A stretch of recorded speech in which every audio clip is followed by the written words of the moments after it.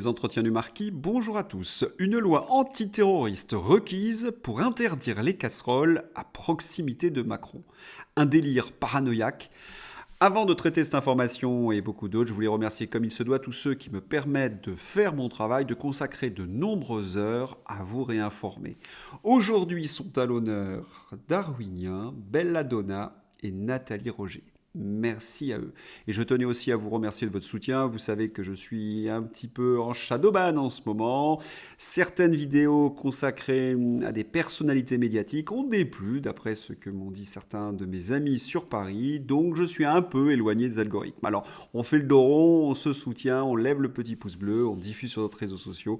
Et puis on m'aide avec les gentils messages, bien évidemment. Merci à tous. Quand on dit que la réinformation, c'est un sport de combat, ce n'est pas une blague. Premier dossier, on va évoquer la situation du conflit russo-ukrainien. Vous savez que vendredi, j'ai souvent l'habitude de vous donner les numéros de Stratpol. Là, à l'heure où je vous parle, il n'y a toujours pas de bulletin. Xavier Moreau publiera peut-être dans quelques heures. C'est peut-être déjà le cas, mais je ne suis pas au courant. Dans ces conditions, je vous mets le bulletin dimanche ou lundi. Par contre, j'ai eu le temps de visionner le travail de Régis de Castelnau et Sylvain Ferrara. C'est tout à fait remarquable également. Je vous mets le lien dans la description. Et Sylvain Ferrara et Régis de Castelnau passent 10 minutes, un quart d'heure sur le scandale des Pentagon Papers.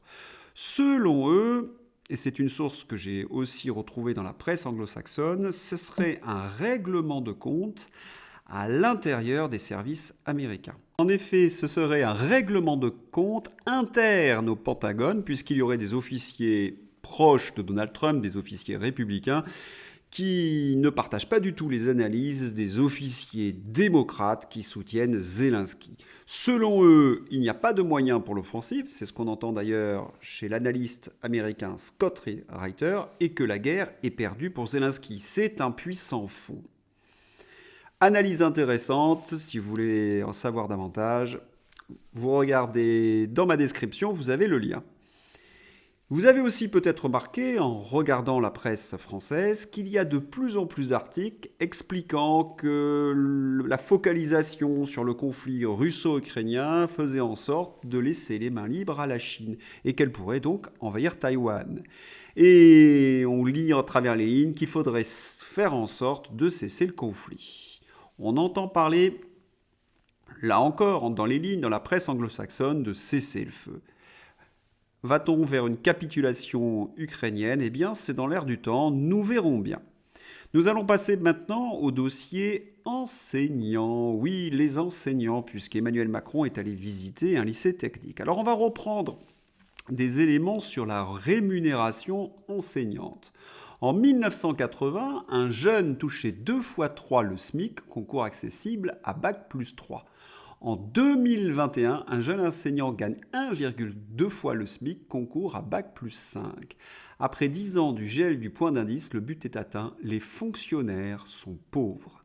Le pouvoir d'achat des enseignants s'effondre à partir de 2001, vous savez exactement pour quelle raison, c'est le passage à l'euro.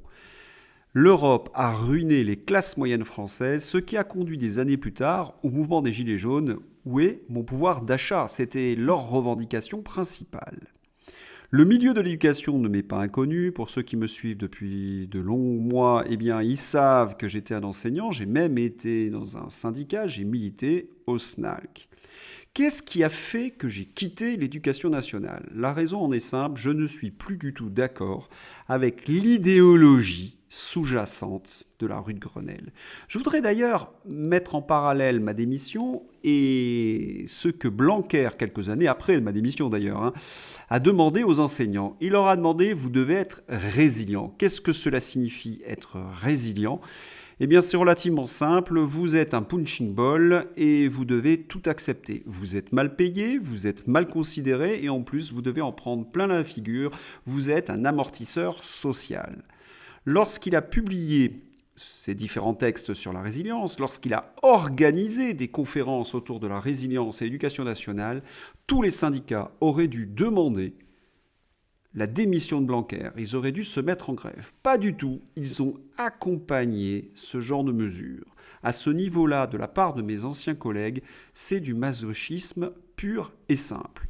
D'autant plus que Pape Ndiaye continue dans la même direction, et nous apprenons par exemple que des chefs d'établissement signalent le port de tenues religieuses, mais Pape Ndiaye nomme Alain Policard, partisan de la laïcité anglo-saxonne et défenseur du voile au Conseil de la laïcité.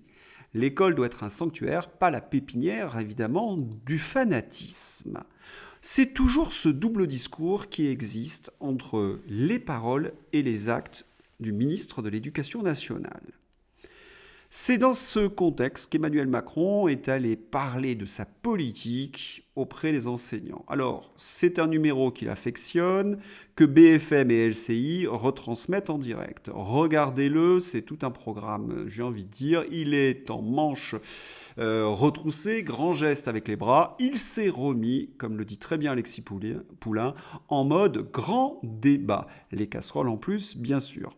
Tout le monde a compris qu'Emmanuel Macron, en effet, nous rejouait le remake des Gilets jaunes. C'est sa stratégie. Il va avoir des alliés, et je parlerai en effet de ceux qui ont contribué à détruire le mouvement du Gilet jaune dans un instant.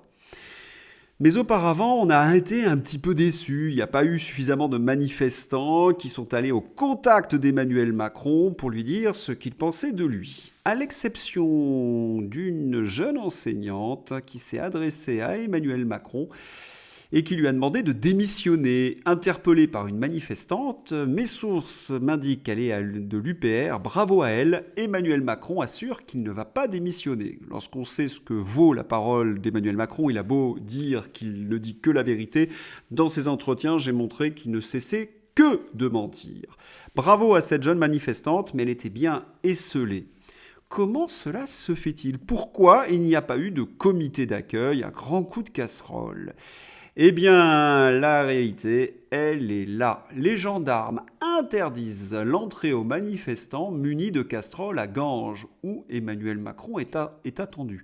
Comment peuvent-ils interdire des casseroles ? Ce n'est pas un objet dangereux, d'autant plus que les gens s'en servent, tout le monde le sait, pour taper dessus. Eh bien, ils ont ressorti une loi antiterroriste. C'est cet arrêté invoque les textes votés en 2021 pour interdire les casseroles. Loi sécurité globale préservant les libertés. SIC, en effet, elle les supprime. Loi relative à la prévention d'actes de terrorisme et au renseignement, au vu de l'activation du plan Vigipirate niveau sécurité renforcée. Autrement dit, Emmanuel Macron et le préfet ont interdit aux manifestants de taper sur des casseroles. Les casseroles sont devenues donc des éléments terroristes. Vous imaginez la dérive autoritaire de ce président de la République ? Là, il a atteint un niveau paranoïaque. Et pour faire quoi, en quelque sorte ? Eh bien, pour apparaître à une terrasse de café, faisant croire que tout va bien, Madame la Marquise, c'est une chanson que je connais assez bien.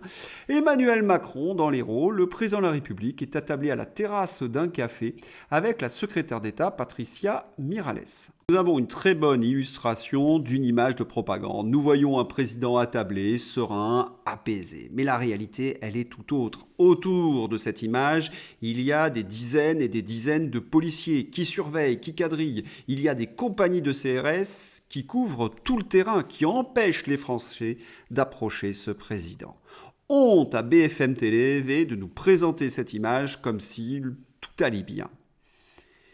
Alors la question que l'on peut se poser, est-ce que cela va fonctionner, cette plaisanterie d'Emmanuel Macron ? Eh bien, je ne crois pas, parce que les Français sont très remontés et qu'Emmanuel Macron commet des erreurs de communication dignes d'un débutant, ou d'un député si vous voulez d'ailleurs.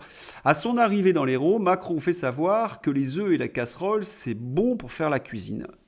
C'est le président de la République qui s'exprime dans une phrase d'une banalité terrible, mais qui surtout montre que les Français le détestent. Si les casseroles, conflits d'intérêts, dissimulation de patrimoine dans des paradis fiscaux, concussion, barbouzerie, mise en examen sont la marque d'un grand chef, alors, en effet, Macron est le plus étoilé de tous dans la catégorie tambouille indigeste. Bravo à Philippe Béchade pour ce mot d'esprit.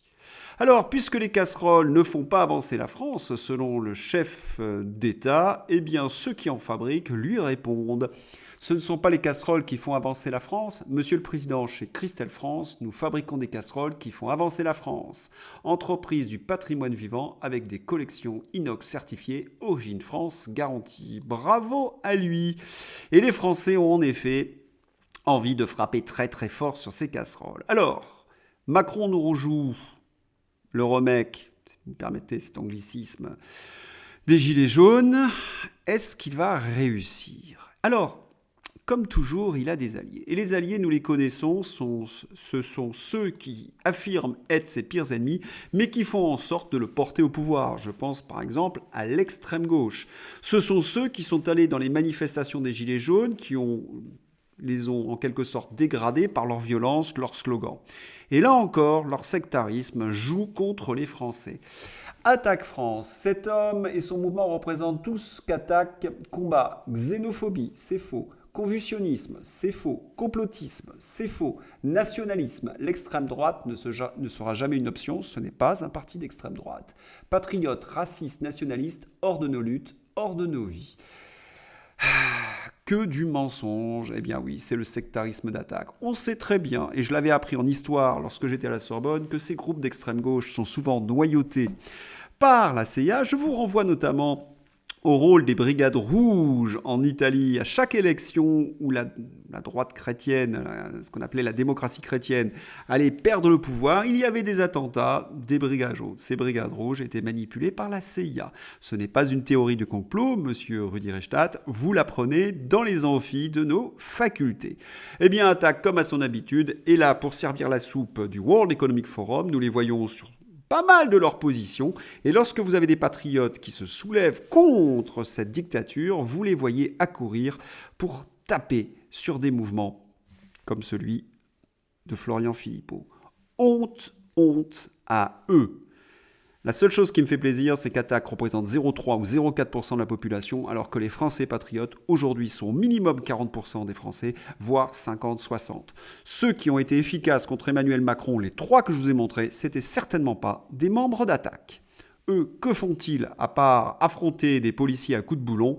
Pas grand-chose. La seule chose qu'ils savent faire, au contraire, c'est de renforcer le pouvoir d'Emmanuel Macron. Alors, c'est pas compliqué. Si Emmanuel Macron arrive à conserver le pouvoir, ça sera grâce à l'extrême gauche, comme à son habitude, les supplétifs de l'Union européenne. Maintenant, il y a des parlementaires qui veulent abroger la loi sur la réforme des retraites. Je vous en ai parlé plusieurs fois. Ce sont par exemple les Lyottes. Voici le texte visant à abroger la réforme déposée par les Lyottes. Et à l'intérieur, il y a des éléments assez importants. Madame, messieurs, la réforme des retraites, reculant l'âge légal de départ à 64 ans, a été promulguée le 14 avril 2023 sans que le texte n'ait été soumis à un vote de l'Assemblée nationale, et ce, malgré les engagements du gouvernement. Et c'est pour cette raison qu'ils veulent abroger en grande partie cette loi sur la réforme des retraites. Est-ce qu'elle va passer? Eh bien, c'est ce que nous découvrirons dans les prochaines semaines. Voilà, si vous avez aimé cette vidéo, n'hésitez pas à la soutenir. J'ai eu là encore, un peu de mal à faire cette vidéo. Je sens que je suis un petit peu fatigué. Si dimanche, il y a une nouvelle véritablement importante, je tournerai une vidéo. Sinon, ça sera à lundi. Merci beaucoup de votre fidélité, de votre loyauté. À bientôt pour un nouvel entretien. Bye bye.